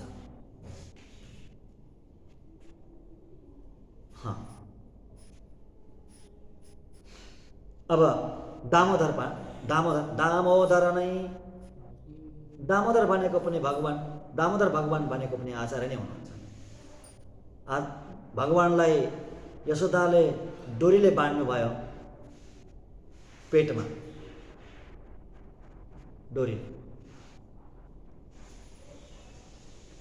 हेर्नु, एउटा कण्डिनुन सिरुताम्बु नाम गरेको प्रबन्ध छ। कण्डिनुन सिरुताम्बु मधुर कवि आलवारले बनाउनु भएको कण्डिनुन सिरुताम्बु। आचार्य वैभव बताउने सबैभन्दा प्रधान प्रबन्ध त्यही नै हो। आचार्य महिमा बताउने, चरमोपायलाई बताउने सबैभन्दा प्रधान प्रबन्ध भनेको कण्डिनुन सिरुताम्बु। मधुर कवि आलवारले षडकोप सूर्यलाई भन्दा अर्को कुनै ईश्वरलाई जान्नु नै भएन, कुनै अर्को भगवान जान्नु नै भएन आफ्नो आचार्य बाहेक। त्यही बताउनुहुन्छ कण्डिनुन सिरुताम्बुमा। त्यहाँ के अनुभव गर्नुभएको छ आलवारले भने, मधुकवि आलवारले भगवानले के गर्नुभएछ भने नि, मलाई आमाले बान्छिन् भन्ने पहिल्यै थाहा भएछ भगवानलाई। कृष्ण भगवान्लाई, बालगोपाल भगवान्लाई। मलाई आज मेरी आमाले बान्छन् भनेर पहिले थाहा भइसकेको थियो भगवान्लाई। के गर्नुभएछ, उहाँले सबै डोरी जति, गोठमा जति डोरी थिए सबै डोरीलाई टुक्रा टुक्रा पारिदिनु भएछ, काटेर टुक्रा टुक्रा टुक्रा पारिदिनु भयो। आमा डोरी खोज्छन्, सबै छोटा छन्, अनि त्यो सबै डोरीलाई गाँस्नु भएछ। गाँसेपछि के भयो, गाँठा गाँठा गाँठा पुरै गाँठै गाँठा भयो। हेर्नु, अब हेर्नु, त्यो बाँध्दाखेरि होइन, त्यो सिधा सग्लो डोरीले भन्दा गाँठा पारेको डोरीले अझै दुःख हुन्छ, अझै पीडा हुन्छ, बिजाउँछ नि त। त्यो रिस थियो आमालाई, त्यसैले बाँधिनु झन् प्रिय लाग्यो भगवान्लाई। ओहो, यो त प्रेमको गाँठो पो त, कहिल्यै नचुलिने गाँठो, यो प्रेमको गाँठो। मैले टुक्र्याएँ, त्यो टुक्र्याएको प्रेमलाई फेरि जोडिदिनु भयो आमा। यो प्रेमको गाँठो अति प्रिय भयो, त्यो डाम मेटाउनु नै भएन। यसरी भगवान्लाई बाँध्नुभयो यशोदा मैयाले भगवान्लाई। आचार्य पनि भगवान् बन्धनमा पर्नु भएको थियो, आचार्य पनि बन्धनमै हुनुहुन्छ। पेटमै बाँधिएको छ आचार्यलाई पनि। के को डोरीले? भक्ति रूपी डोरीले। बस भक्ति रूपी डोरीले शिष्यहरूको डोरी भन्नु अथवा भगवान्को डोरी। शिष्यहरूले आफ्नो भक्तिको डोरीले, प्रेमको डोरीले आचार्यले बाँधेको हुन्छ, या त भगवान्को प्रेमको डोरीमा आचार्य बाँधिएको हुनुहुन्छ। जे भन्नु एउटै कुरा हो। पेट भनेको यहाँ हृदय हो। हृदयमा नि भक्ति प्रेम बस्ने हो नि। प्रेम भक्ति कहाँ बस्ने हो? हृदयमा। भाव कहाँ बस्ने? हृदयमा। यसरी बाँधिनुहुन्छ आचार्य। त्यसैले दामोदर पनि आचार्य नै हुनुहुन्छ, भगवान् दामोदर पनि आचार्य। अर्को हेर्नु, भगवान्को त्यो बन्धन स्वेच्छाले हो, कर्मवश होइन। भगवान बाँधिनु भयो ओखलीमा, त्यो कर्मवश हो त होइन नि। कर्म गरेको थियो, भगवान्ले कुनै अपराध गरेको थियो, त्यसको फल भोगेको हो होइन। स्वेच्छाले बाँधिनु भएको हो, आफ्नो इच्छा थियो, त्यस्तै भगवान्को इच्छा थियो, अनि त्यो प्रेमको डोरीमा बाँधिनु भयो, यशोदाको प्रेमको डोरीमा। त्यस्तै आचार्य पनि हेर्दाखेरि हामी जस्तै देखिनुहुन्छ, कर्मले बाँधिएको जस्तो देखिनुहुन्छ। हिँड्नुहुन्छ, डुल्नुहुन्छ, खानुहुन्छ, सुत्नुहुन्छ, कहिलेकाहीँ बिमार पनि हुनुहुन्छ, परन्तु हामीले त्यस्तो देखेको मात्रै हो। हाम्रो दोष हो त्यो देख्ने हाम्रो दोष हो, हाम्रो प्रारब्धको दोष हो, हाम्रो अपराधको दोष हो। हेर्नुहोस्, ध्यान दिनु होला, यो कति सत्य हो, कति कटु सत्य हो भने नि। आचार्य, हाम्रा गुरु आचार्य, हामी जस्तै मनुष्य हामीले देख्छौँ, जुन सोच्छौँ, त्यो हाम्रो अपराधको फल हो, अपराधको कारण हो। त्यस्तो होइन आचार्य। आचार्य भनेको महामणिमय मण्डपबाट आउनुभएको हो। महामणिमय मण्डपमा जहाँ नित्य मुक्तहरू रहनुहुन्छ, त्यहाँबाट आउनुभएको हो। कर्मले आउनुभएको होइन, स्वेच्छाले आउनुभएको, भगवान्को इच्छाले आउनुभएको, भगवत इच्छाले, भगवान्को कैङ्कर्य गर्नको लागि। अनि हामी अत्यन्त शुद्ध भएर भनेको आचार्यनिष्ठ भएर, चरमोपायनिष्ठ भएर होइन, अन्तिमोपायनिष्ठ बनेर आचार्यको चरणमा गएर हामी पुष्प चढाउनेछौँ।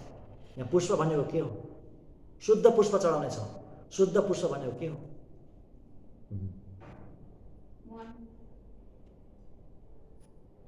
मन पनि शुद्ध हुनु पर्यो। 8वटा पुष्प बताएको छ शास्त्रले, 8वटा पुष्प। त्यो पुष्प हामी चढाउनेछौँ। त्यो 8वटा पुष्प लिएर जानेछौँ आचार्यको सन्निधिमा। त्यो 8वटा पुष्प के हुन्?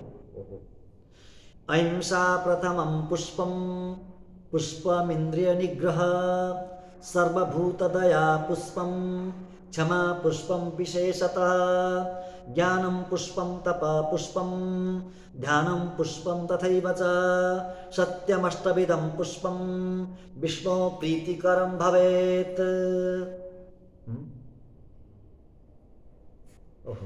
अहिंसा प्रथमं पुष्पम, अहिंसा पहिलो पुष्प, अहिंसा।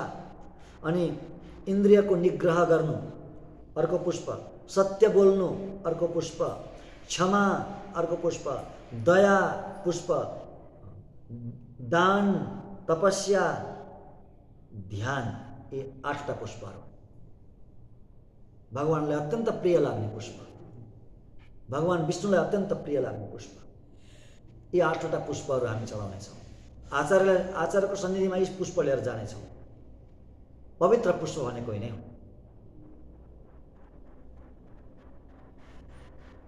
यसरी हामीले यस्तो आचार्यलाई यसरी पुष्पले सेवा गरेपछि, सेवा गरेर गान गरेपछि मुखले गान गर्नेछौँ हामी र मनले चिन्तन गर्नेछौँ।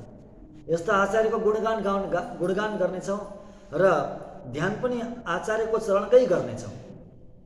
भगवान कस्तो हुनुहुन्छ त्रिपाद विभूतिमा हामीले देखेका छैनौँ, थाहा छैन भगवान कस्तो हुनुहुन्छ। भगवानको स्वरूप रूप गुण विभूतिले हामीले केवल श्रवण मात्रै गरेका छौँ, देखेका छैनौँ। हो नि, मन्दिरमा जान्छौँ भगवानको विग्रह त देख्छौँ, परन्तु त्यहाँ पनि परब्रह्म भगवानको जुन स्वरूप छ त्यो दर्शन हुन्न हामीलाई। त्यो दर्शन गर्नको लागि त भगवानको ठुलो कृपा चाहिन्छ। केवल अगाडि मूर्ति देखिन्छ र भगवान भन्ने एउटा मनमा आरोपित गरेर त्यो भावलाई आरोपित गरेर हामी भगवानको सेवा आदि गर्छौँ। परन्तु यदि वास्तविक अनुभव हुनु हो भने, भगवान कस्तो हुन्छ त्यही देखिनु हो भने कस्तो होला, त्यो त मिल्दैन हामीलाई।